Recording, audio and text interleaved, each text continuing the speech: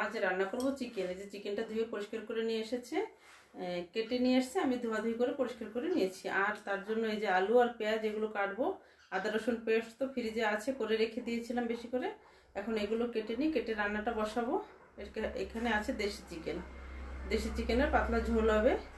ভিডিওটা সম্পূর্ণ দেখো তোমরা, আশা করি তোমাদের ভালো লাগবে। ভালো লাগলে একটা লাইক কমেন্ট শেয়ার করে দিও। ঠিক আছে, তাহলে রান্নাটা আমি আরম্ভ। এখন মশলাগুলো আমি কেটে নিই। আজকে সকালে খুদের ভাত খেয়েছি, খেয়ে এখন আমার ঘুম পাচ্ছে, আমার রান্না করার এনার্জি নেই, ভীষণ কষ্ট হচ্ছে। অনেকে শুয়ে থাকি, ভাত সকালে খাওয়া হয় না, খাই না কোনোদিন। আজকে খুদের ভাত করেছি, না বললাম যে আজকে থাক, সবাই ঘরে আছে, আজকে খুদের ভাত করি। আর টিফিন বানাবো না, প্রত্যেকদিন তো রুটি তরকারি করি। আজকে আর খুদের ভাত খেয়ে এখন মনে হচ্ছে কি শুয়েই থাকি, এত ঘুম পাচ্ছে, এত কষ্ট হচ্ছে। কি করবো এখন, এই টাইমে শোয়ারও সময় না, এখন তো রান্না বান্না কাজ কাম করতেই হবে। ঠিক আছে, তাহলে মশলাটা আমি রেডি করি। আলু দুটো, পেঁয়াজ দুটো নিয়েছি।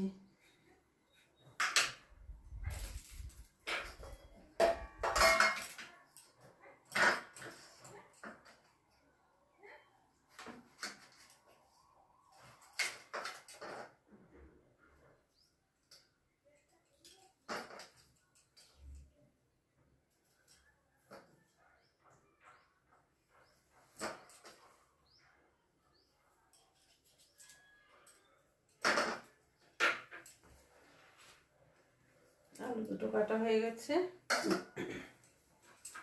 এখন পেঁয়াজটা কেটে দেবো।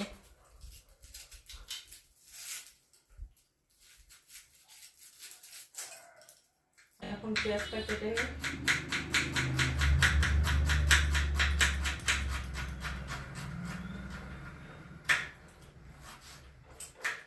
কাঠের উনুনে রান্না করতে বলেছিল, তা কাঠের উনুনে ওখানে করা যাবে না, ভীষণ রৌদ্র। এখানে সন্ধ্যার সময় ছাড়া দিনের বেলা রান্না করা যায় না, বালকনিতে এত রৌদ্র, যাওয়াই যায় না। বাবা চোখ পোড়াচ্ছে,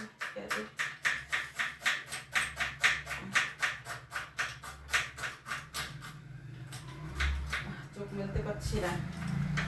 পেঁয়াজ হয়ে গেছে, এখন টমেটো দুটো দিয়ে নেবো, দুটো কেটে নেবো।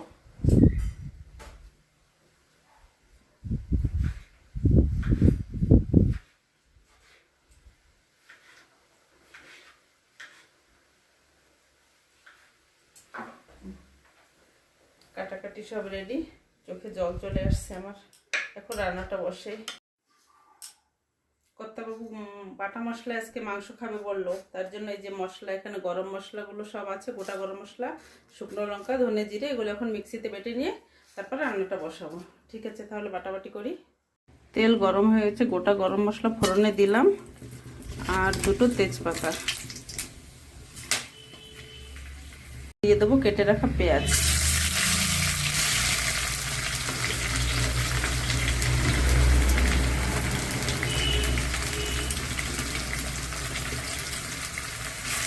পেঁয়াজটা দিয়ে কিছু সময় ভেজে নেব, তারপর আদা রসুন পেস্ট দেব।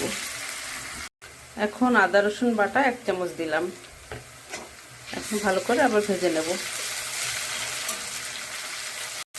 দুটো টমেটো কেটে রেখেছিলাম, সেই টমেটো দুটো দিয়ে দিলাম।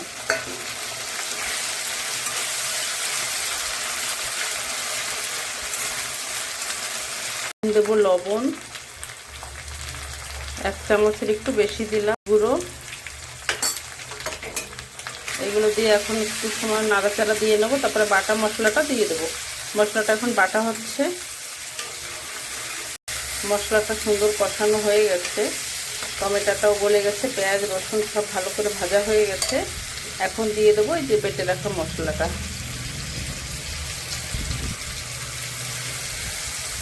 মিক্সির জারটা ধুয়েও দিয়ে দিলাম, এখানে অনেকটা মশলা ছিল, দিয়ে দিলাম।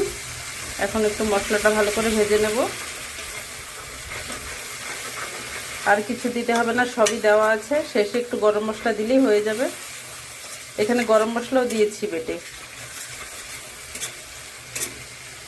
মশলাটা কষানো হয়ে গেছে, তেল ছেড়ে দিয়েছে, দেখো কত সুন্দর হয়েছে। এখন চিকেনটা দিয়ে দেবো।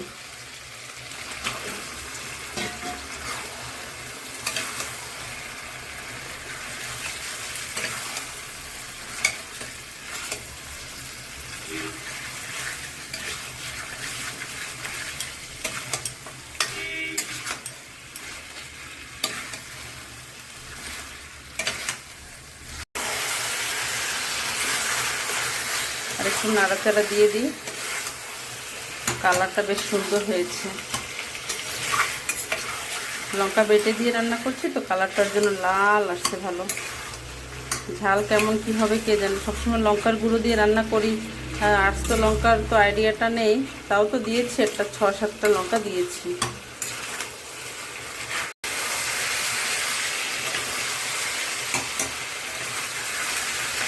অনেক সময় ধরে কষাতে হবে, দেশি চিকেন তো কষাতেই বেশি সময় লাগে, কষাতে কষাতে মাংস সিদ্ধ হয়ে যাবে।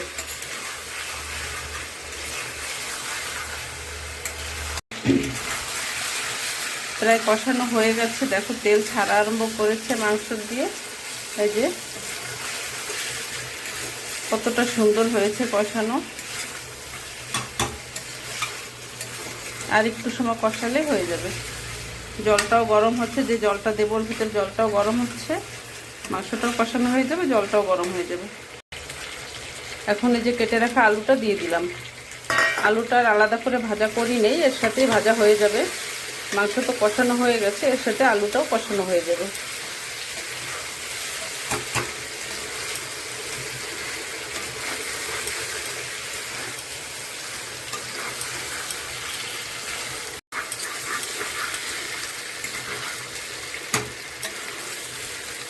কষানো হয়ে গেছে, এখন জল দিয়ে দিলে হবে।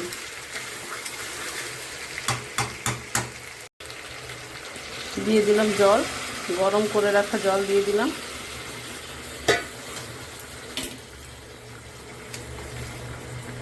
অনেকটা জল দিয়েছি, দেশি মুরগি তো একটু পাতলা ঝোল হলে ভালো লাগে খেতে।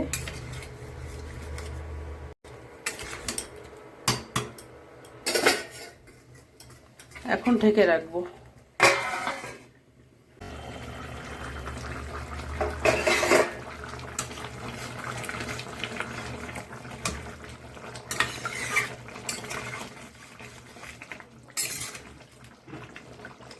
আলু টালু সব সিদ্ধ হয়ে গেছে, মাংসও সিদ্ধ হয়ে গেছে, তার একটু সময় জাল দরকার।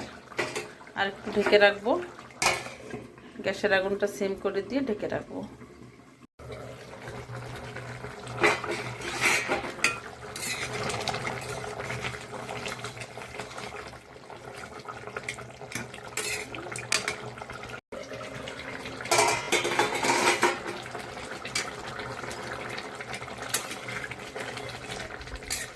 এই যে চিকেনটা হয়ে গেছে, এখন একটু গরম মশলা দিয়ে দেবো।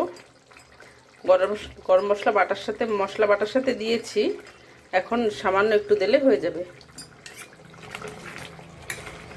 যে রান্নাটা কেমন হলো আমাকে কমেন্ট করে জানাবে। আর ভিডিওটা ভালো লাগলে একটা লাইক কমেন্ট শেয়ার করে দেবে। আর সবাই ভালো থেকো, সুস্থ থেকো।